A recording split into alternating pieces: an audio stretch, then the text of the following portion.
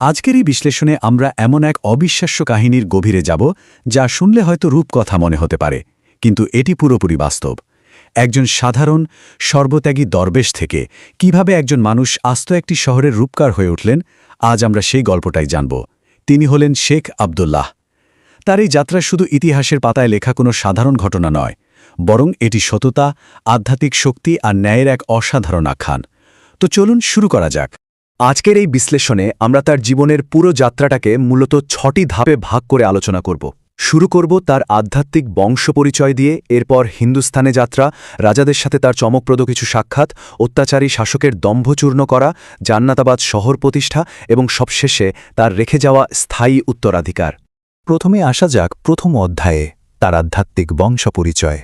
একটা মানুষের জীবনের গন্তব্য যে তার জন্মের আগেই নির্ধারিত হয়ে যেতে পারে, সেটা সত্যিই অবাক করার মতো। আফগানিস্তানের এক সবুজ প্রান্তরে তার বাবার সাথে 40 জন দরবেশের এক অলৌকিক সাক্ষাতের মাধ্যমে এই পবিত্র পথের সূচনা হয়েছিল।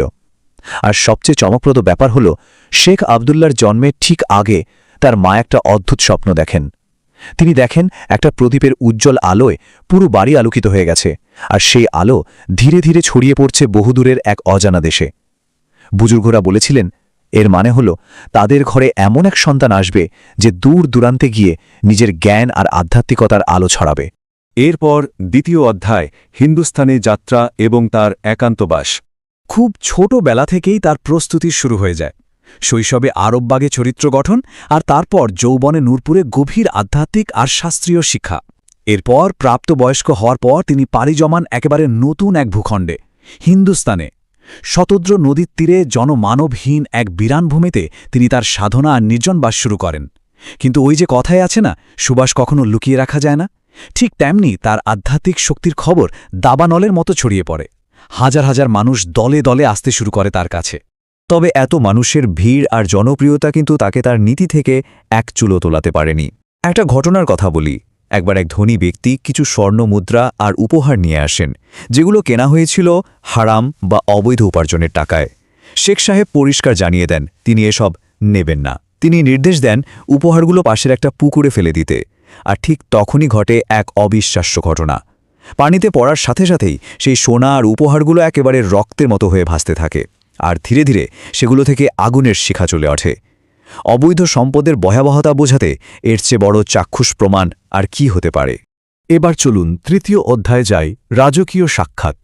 এখানে আমরা দেখব জাগতিক ক্ষমতার সাথে আধ্যাত্মিকতার এক অদ্ভুত লড়াই। উচ্চাকাঙ্ক্ষী সুলতান ফয়সাল ওসমানী যখন দিল্লি জয়ের পথে শেখ সাহেবের দোয়া নিতে আসেন, তখন রাতের বেলা এমন এক প্রলয়ঙ্করী ঝড় শুরু হয় যে আক্ষরিক অর্থেই সব তছনছ হয়ে যায়।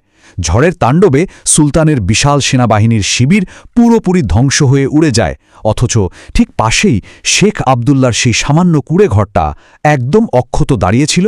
ভাবা যায়, প্রবল সেই বাতাসের মধ্যেও ঘরের ভেতর একটা ছোট্ট প্রদীপ নির্বিঘ্নে জ্বলছিল। প্রকৃতির সামনে বিশাল সৈন্যবাহিনীর এই অসহায়তা আর আধ্যাত্মিক শক্তির অটল প্রতিরক্ষার এক দারুণ উদাহরণ এটি। তো দিল্লি জয়ের পর সুলতান খুশি হয়ে শেখ সাহেবকে একটি দামি শাহী ঘোড়া আর অনেক টাকা উপহার দেন। কিন্তু শেখ সাহেব কি করলেন জানেন? তিনি সেই ঘোড়া জবাই করে গরিবদের খাইয়ে দিলেন আর সব টাকা বিলিয়ে দিলেন। খবর পেয়ে সুলতান তো রেগে আগুন। তিনি তার সেই ঘোড়া ফেরত চাইলেন। এরপরের ঘটনাটা যে কোনো সিনেমাকেও হার মানাবে। দূতের সামনে শেখ সাহেব হুবহু একই রকম দেখতে অসংখ্য ঘোড়া হাজির করলেন। দূত তো বিভ্রান্ত, আসল ঘোড়া কোনটা? তখন শেখ সাহেবের মাত্র একটি আদেশে আসল শাহী ঘোড়াটি ওই দল থেকে বেরিয়ে সামনে এসে দাঁড়ায়। এই অলৌকিক ঘটনায় সুলতান নিজের ভুল বুঝতে পারেন আর এতটাই মুগ্ধ হন যে নিজের কন্যা আমিনা খাতুনকে শেখ সাহেবের সাথে বিয়ে দেন। এরপর 4 নম্বর অধ্যায়, অত্যাচারীর পতন। ইনি হলেন রাজপুত নবাব মুরাদ খান, অত্যন্ত নিষ্ঠুর একজন শাসক। তার একটা ভয়ঙ্কর শখ ছিল নিরীহ পাখিদের খাঁচার বন্দি করে জীবন্ত পুড়িয়ে মারা আর তাদের ছটফটানি দেখে মজা পাওয়া। এই নির্মমতার কথা যখন শেখ আবদুল্লার কানে পৌঁছায়, তিনি কিন্তু চুপ করে বসে থাকেননি। তিনি সরাসরি নবাবের দরবারে চলে যান। অত্যন্ত নম্রভাবে কিন্তু পাহাড়ের মতো অবিচল দৃঢ়তার সাথে তিনি নবাবকে আল্লাহর ভয়ের কথা স্মরণ করিয়ে দেন। তার কথায় এমন এক ঐশ্বরিক তেজ ছিল যে ওই নিষ্ঠুর নবাবও ভয়ে কেঁপে ওঠেন এবং সেই মুহূর্তেই নিজের সমস্ত অপরাধের জন্য অনুতপ্ত হয়ে ক্ষমা চান। এই 2 নম্বরটা এখানে খুব গুরুত্বপূর্ণ, কারণ শেখ সাহেবের এই অসাধারণ ব্যক্তিত্ব ন্যায় বিচার আর আধ্যাত্মিক প্রভাব সম্পূর্ণ ভিন্ন প্রকৃতির দুজন ক্ষমতাধর রাজাকে এতটাই মুগ্ধ করেছিল যে শেষ পর্যন্ত তিনি দুই রাজকন্যার স্বামী হন। প্রথমজন সুলতান ফয়সালের কন্যা আমিনা খাতুন আর দ্বিতীয়জন হলেন ওই নবাব মুরাদ খানের কন্যা ফাতিমা বেগম। এবার আমরা পৌঁছালাম পঞ্চম অধ্যায়ে, জান্নাতাবাদ প্রতিষ্ঠা। শেখ আবদুল্লার জীবনের সবচেয়ে বড় সৌন্দর্য ছিল তার ভারসাম্য। রাজকন্যাদের বিয়ে করার পরও তিনি নিজে কিন্তু একজন সাধারণ ফকির বা দরবেশের মতোই সাদামাটা জীবনযাপন করতেন। তার দিন কাটত ইবাদত করে আর অসহায় মানুষদের সাহায্য করে। কিন্তু স্বামী হিসাবে তিনি ছিলেন অসম্ভব দায়িত্বশীল। তার স্ত্রীরা যেহেতু রাজকীয় প্রাসাদে বড় হয়েছেন, তাই তাদের সম্মান আর স্বাচ্ছন্দ্যের কথা মাথায় রেখে তিনি তাদের জন্য আলাদা প্রাসাদ এবং মসজিদ নির্মাণ করে দেন। আর ঠিক এভাবেই তার আস্তানাকে কেন্দ্র করে একটু একটু করে জন্ম নিতে থাকে এক নতুন সভ্যতা, জান্নাতাবাদ। গৃহহীনদের বাড়িঘর তৈরি করে দেওয়া, মানুষের কাজের সুযোগ সৃষ্টি করা, এসবের মাধ্যমে ওই শতদ্রু নদীর তীরের পরিত্যক্ত ধ্বংসস্তূপ ধীরে ধীরে একটা সমৃদ্ধশালী অর্থনৈতিক শহরে পরিণত হয়। এই শহরটা কোনো জোর জুলুম করে গড়ে ওঠেনি, বরং একজন মানুষের সততা আর ভালোবাসাকে কেন্দ্র করে প্রাকৃতিকভাবেই গড়ে উঠেছিল। এবার একেবারে শেষ অধ্যায়, তার রেখে যাওয়া স্থায়ী উত্তরাধিকার। তার অবর্তমানে কে হবেন তার উত্তরাধিকারী তা নিয়ে একটা বড় পরীক্ষা সামনে আসে। শেখ সাহেবের বিধবা মেয়ে যখন শ্বশুরবাড়িতে চরম নির্যাতনের শিকার হচ্ছিলেন, তখন পরিবারের বড় ছেলে উসমান তাকে উদ্ধার করতে যেতে অস্বীকৃতি জানান। এতে তার দায়িত্ববোধ আর সাহসের চরম অভাব ফুটে ওঠে। অন্যদিকে ছোট ছেলে আলী বাবার আদেশে হায়দারগঞ্জে যান এবং প্রবল বিরোধিতার মুখে দাঁড়িয়ে অসাধারণ সাহসিকতার সাথে নিজের বোনকে উদ্ধার করে আনেন। আলী প্রমাণ করেন তিনি কতটা সাহসী আর যোগ্য। প্রথম স্ত্রী আমিনা খাতুন চেয়েছিলেন রাজকীয় প্রথা অনুযায়ী বড় ছেলে উসমানী উত্তরাধিকারী হোক, কিন্তু শেখ সাহেবের কথা ছিল একেবারে পরিষ্কার। তিনি স্পষ্ট জানিয়ে দেন যে তিনি কোনো রাজা নন যে জন্মসূত্রে বড় ছেলেকে সিংহাসন দিয়ে যাবেন।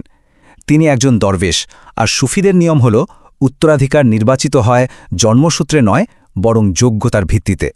তাই সব দিক বিবেচনা করে তিনি যোগ্যতম পুত্র আলীকেই তার স্থলাভিষিক্ত করেন। আজকের এই আলোচনা শেষে একটা গভীর প্রশ্ন কিন্তু থেকেই যায়, কিভাবে একজন মাত্র মানুষের অবিচল সততা আর আধ্যাত্মিক শক্তি একটা বিরান ভূমিকে চিরস্থায়ী প্রাণবন্ত এক শহরে পরিণত করতে পারে।